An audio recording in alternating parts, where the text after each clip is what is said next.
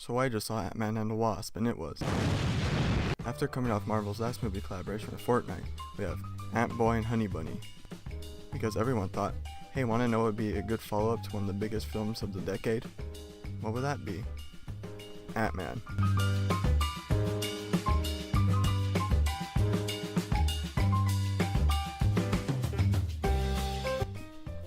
But real film critique aside, I gotta admit that Ant-Man the Second Coming is truly a cinematic masterpiece.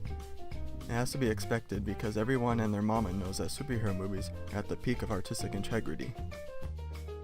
How's that sound? Good? Alright. So you may have some negative Nancy's going on saying that the only way to make an Ant-Man film interesting would be have Edgar Wright's movie. But no way, Jose. Edgar Wright, more like Edgar Bites. Marvel don't need nobody to make a fantastic movie. They already have a great track record as it is. I mean, look at how much money they make. They can't make this much money and have their movies not be good. What? Add more of that? Alright, I'll do that. Speaking of the magnus opus of cinema, Ant-Man and the Wasp is probably the most thrilling, mildly entertaining movie I've ever seen. I think. In fact, while I was in the cinema, the total amount of time I spent looking at my phone or falling asleep was a grand total of, The only movie that even comes remotely close to this film is the Fantastic Four. Both of them. But if I had to state any criticism for this film, it would be that Tony Stark isn't enough. I really like that character. He's good. So everyone needs a tad bit more of Robert Downey Jr. in their lives. What?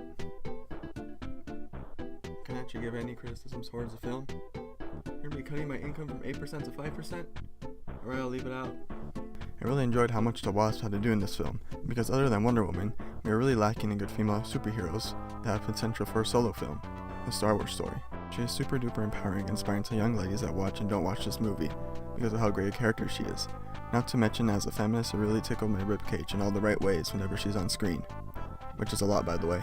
Oh boy, would you look at the time, it's time for post-credit analysis. Yay.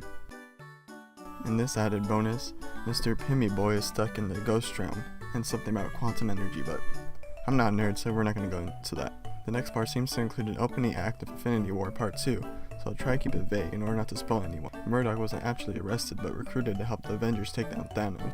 He discovers that Ant-Man's in cyberspace while taking a leak, so he does what any sane person would do. He sacrifices all of the trashed waifus in order to appease the god and bring back the Man of Ants. So overall, I give this film a light to decent 6. And transition.